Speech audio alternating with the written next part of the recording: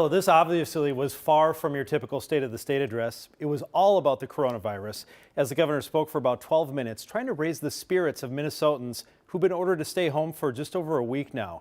Walz talked about Minnesota companies leading the nation in the fight against COVID-19, both to provide treatment and provide protection. 3M workers are producing millions of protective face masks every month.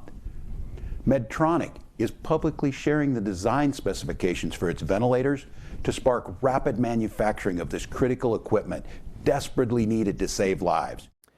Walz, a former teacher, addressed students who are home, disappointed in everything that's been canceled and possibly scared. Walz also emphasized that everyone who is following the stay-at-home order, even if it feels like they're doing nothing, are playing a role in saving lives. What you're doing isn't paralysis, it's action. Staying home reduces face-to-face contact and thus the threat of virus transmission by up to 80%.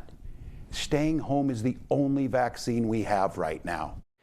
Walz didn't make any major announcements or proposals in his speech. Afterwards, I asked DFL lawmakers if they think the governor should extend the stay-at-home order.